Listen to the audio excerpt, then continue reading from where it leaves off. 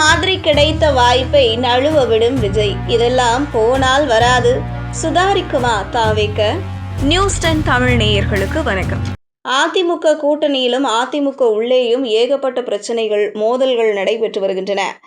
இதை விஜய் நினைத்திருந்தால் சாமர்த்தியமாக செயல்பட்டு தனக்கு சாதகமாக பயன்படுத்தி இருக்க முடியும். ஆனால் தங்கம் மாதிரி கிடைத்த வாய்ப்பை விஜய் நழுவ விட்டு கொண்டிருக்கிறார். கடந்த சில நாட்களுக்கு முன் கோபிச்செட்டிப்பாளையத்தில் செய்தியாளர்களை சந்தித்த செங்கோட்டையன் எடப்பாடி பழனிசாமி மீது கடுமையான விமர்சனங்களை முன்வைத்தார்.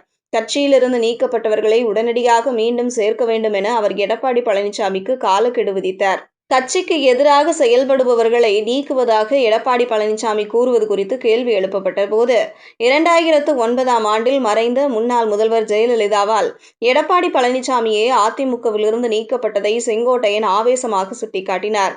தனது காலக்கெடு குறித்து விளக்கமளித்த அவர் 10 நாட்களுக்குள் கட்சியிலிருந்து பிரிந்து சென்றவர்கள் மீண்டும் சேர்க்கப்படவில்லை என்றால் அவர்களுடன் இணைந்து கட்சியை ஒருங்கிணைக்கும் பணிகளில் ஈடுபடுவேன் என்று அறிவித்தார். மேலும் தனது கோரிக்கைகளை பரிசீலித்தால் மட்டுமே இனி எடப்பாடி பழனிசாமியுடன் பரப்புரைகளில் பங்கேற்பேன் என கட்சியின் மூத்த தலைவரான செங்கோட்டையன் திட்டவட்டமாக தெரிவித்தார். அனைவரையும் ஒன்றிணைத்தால் மட்டுமே தேர்தலில் வெற்றி பெற முடியும். இதை கழகத்தின் பொதுச் செயலாளர் உணர்ந்து கொள்ள வேண்டும் என்றும் அவர் வலியுறுத்தினார். தொடர்ந்து எடப்பாடி பழனிசாமிக்கு எதிராக செங்கோட்டையன் காய் நகர்த்தி வருகிறார். இதையடுத்து செங்கோட்டையன் மீது எடப்பாடி பழனிசாமி கடுமையான நடவடிக்கைகளை எடுத்தார். முக்கியமாக செங்கோட்டையனின் கட்சி பதவிகளை எடப்பாடி பழனிசாமி பறித்தார். இதையடுத்து செல்வராஜ் என்பவர் செங்கோட்டையன் வகித்த ஈரோடு மேற்கு மாவட்ட செயலாளர் பொறுப்பில் நியமிக்கப்பட்டார். இந்த செல்வராஜ் தலைமையில் கடந்த 20ஆம் தேதி மாவட்ட நிர்வாகிகள் கூட்டம் நடைபெற்றது. இதில் அதிமுக கவுன்சிலர்களுக்கு அழைப்பு விடுக்கப்பட்டது. ஆனால் 13 கவுன்சிலர்கள் இதில் கலந்து கொள்ளவில்லை. மாவட்ட நிர்வாகிகள் பலரும் கூட இதில் கலந்து கொள்ளவில்லை. மாறாக இவர்கள் அதே நாள் செங்கோட்டையன் நடத்திய கூட்டத்திற்கு சென்றுள்ளனர். பாஜகவின் தேசிய ஜனநாயக கூட்டணியில் இருந்து வெளியேறுவதாக ஓ பன்னீர்செல்வம், டிடிவி தினகரன் அடுத்தடுத்து அறிவிப்பு வெளியிட்டுள்ளனர்.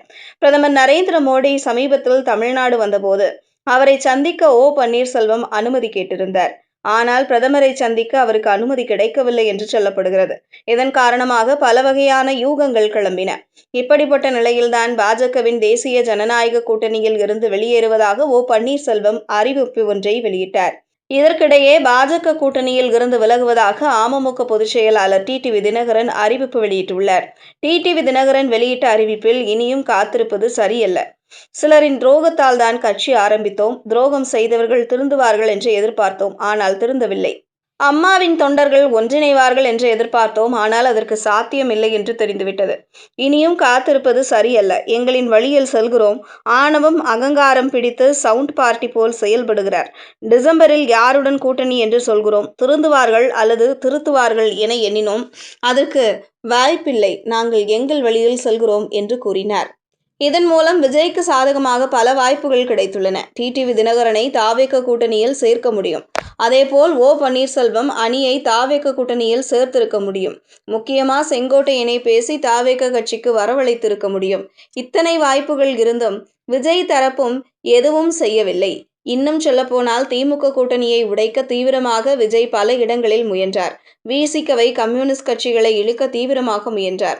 அவர் நினைத்திருந்தால் அதிமுக கூட்டணியில் இருந்து வெளியேறுபவர்களை இழுப்பதற்கான பணிகளை செய்திருக்கலாம். அதிமுக கூட்டணியிலும் அதிமுக உள்ளேயும் ஏகப்பட்ட பிரச்சனைகள், மோதல்கள் நடைபெற்று வருகின்றன. இதை விஜய் நினைத்து இருந்தால் சாமர்த்தியமாக செயல்பட்டு தனக்கு சாதகமாக பயன்படுத்தி இருக்க முடியும். ஆனால் இதை தொடர்ச்சியாக விஜய் தவறவிட்டு கொண்டிருக்கிறார். செய்திகளை உடனுக்குடனும் துல்லியமாகவும் தெரிந்து கொள்ள நியூஸ் 10 தமிழ் சேனலை பின்தொடருங்கள்.